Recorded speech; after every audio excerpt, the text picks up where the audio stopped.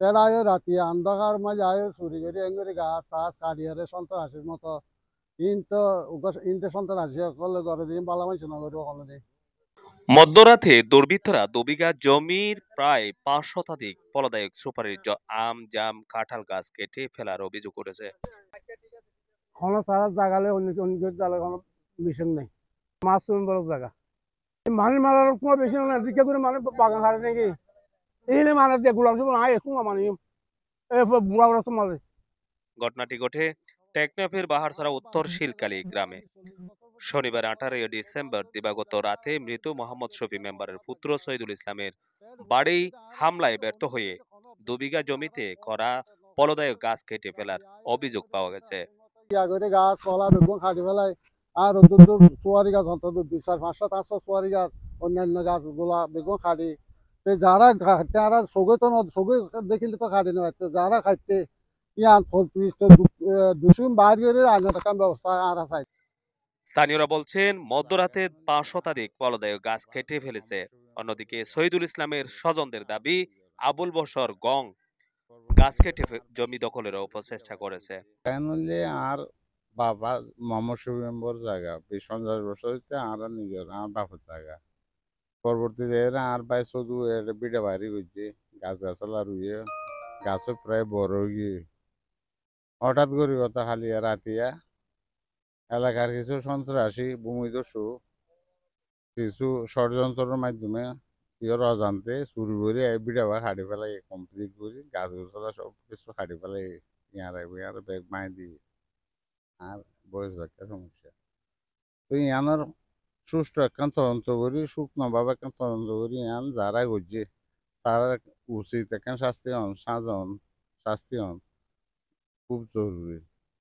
এ বিষয়ে জমির মালিক শহীদুল ইসলাম জানান, স্থানীয় বাসিন্দা মোহাম্মদ আবুল বশর প্রকাশ আবুলুর নেতৃত্বে এই গাছ নিধন করা হয়। আজ হইলাম তো বংশধর আই হইলাম তো জমিদারের বউ আর বাবা তো অনেক সম্পত্তি আসছিল এখন মানে বর্তমান এ সম্পত্তি নিতে মানে সেদের বেদের করে বুক করে খাইন্য বাড়ে বলি চকবা খাইন্য বাড়ে বলি এ কারণে আলে শত্রুতামি জিতে লাগিয়ে যেহেতু আর পোয়ালে শত্রুতামি করে আর পোয়াবারিতে উঠল বেলাই এটা তাকে অনেক কিচ্ছু নছিল তাকে বাঁচতে সে হয়তো দে জমিন দালালি করি এঙ্গুরি এঙ্গুরি মানুষ তো অভিযোগের বিষয়ে আবুল বশরের কাছে জানতে চাইলে তিনি জানান, ঘটে যাওয়া ঘটনার বিষয়ে কিছুই জানেন না। আমি কেন এর গাছ কাটবো, কি দরকার আমার? না না আমি কিছু জানি না ভাই, না না কিছু জানি না। আমি তো বলতেও পারিনি। আমি এই মাত্র ওদের রাত্রে ঘুমাই গেছি, এখন আপনি যখন আইছেন আমি শুনতেছি, এগুলো আমি কিছু জানি না, এগুলো সত্য না, আমি কিছু জানি না। হ্যাঁ তাইলে যে একটা মানুষ না দেখে যে একজনের জন্য মন্তব্য করা, এটা তো আমি মনে করি এটা সঠিক না। পক্ষে এই কাজে জড়িত ব্যক্তিদের শাস্তির দাবিও জানান তিনি। এই তো আমাকে দোষী সাব্যস্ত করতে পারবে না। এই বাংলাদেশে প্রচলিত আইন আছে, দেশের মানুষ আছে, জনগণ আছে, গণ্যমান্য ব্যক্তি আছে। এই জেটটা ধরে আমাকে কিভাবে একটা বিপদে ফেলাবে, আমার বিরুদ্ধে কিভাবে অপপ্রচার করবে। সচেতন মহল বলছেন, এমন জঘন্য অপরাধ প্রশ্রয় দিলে ভবিষ্যতে আইন শৃঙ্খলা চরম অবনতি হবে। নিহায়ত একেবারে বলতে গেলে একেবারে ১০০% এটা একটা সন্ত্রাসী কর্মকাণ্ড। এটার বিহিত ব্যবস্থা হওয়ার দরকার। সুষ্ঠু তদন্তের মাধ্যমে কিন্তু নির্দোষীদেরকে হয়রানি না হয় এরকম ব্যবস্থা করা দরকার। জাগা হইলে আর বাপর দিন না জাগা শুধু বরাত মাঝে পাইয়ে বিড়া করছি এরপরে রাতিয়া নাকি ইধার ঘর গেলুয়ার ঘুরতে গিয়ে রাতিয়া ঘর গেলুয়ার করি দোয়ারদার মাঝে লাতি মাঝে এই বিষে যাইয়ে এটা কোনো কিছু করি না পারে রাতে আইয়ারে বিড়া হওয়া খাটি ফেলাইয়ে ইন এখন বেগুনে হারা ফোনিত দে আবুল্লার নেতৃত্ব দিয়ে করছে দিন আবুল্লাহ মধ্যে গড়াইয়ে রে শুনি যে ফার্স্টে নাকি চৌধুর গরম মাঝে তারা নাকি গিয়া করছে দরজা দরজা লাগতে গিয়া ঠেললে ফেললে গরম মাঝে হামলা করছে হামলা করানোর পর গরম মাঝে যখন দরজা টরজা খুলি নেওয়া পারে পরে আয়ের বিড়া বাড়ি হাড়ি ফেলাই দেয় আর হবে এ বিষয়ে ঘটনায় জড়িত অপরাধীদের তদন্তপূর্বক ব্যবস্থা নেওয়া জরুরি বলে মন্তব্য করেন স্থানীয়রা। আমার বাগানটা সবগুলা কেটে ফেলেছে। আমি বলছি কে কাটছে?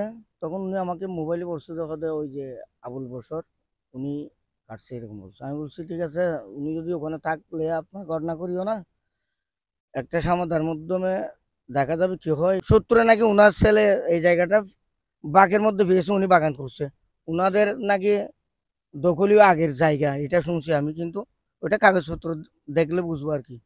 অভিযোগের বিষয়ে আবুল বশরের কাছে জানতে চাইলে তিনি জানান, ঘটে যাওয়া ঘটনার বিষয়ে কিছুই জানেন না। প্রকৃত পক্ষে এই কাজে জড়িত ব্যক্তিদের শাস্তির দাবিও জানান তিনি। এগুলো আমি কিছু জানি না, এগুলো সত্য না, আমি কিছু জানি না আসলে। এ তো আমার ভাতিজা, এর বাগান আমি কি জন্য কাটবো? এই অভ্যাস তো আমার নাই।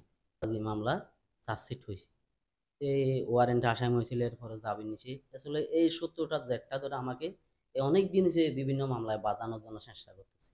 তো এই নিজের বাগান বাড়ি একটা ইস্যু নিয়ে আমাকে বাঁচার চেষ্টা করতেছে। ওখানে অনেকেই বলছে আপনি আপনার মাধ্যমে কাটা হয়েছে। আচ্ছা, কেউ তো দেখে না, এই নিজেও বলতেছে এটা দুর্ভিক্ষের দ্বারা হয়েছে। এটা যে যারা বলতেছে তাইলে দুশ্মনী করতেছে। কেউ দেখেনি সেটা অস্বীকার করছে। হ্যাঁ, তাইলে যে একটা মানুষ না দেখে যে একজনের জন্য মন্তব্য করা, এটা তো আমি মনে করি এটা সঠিক না। এটা শেষ সমাধান কি?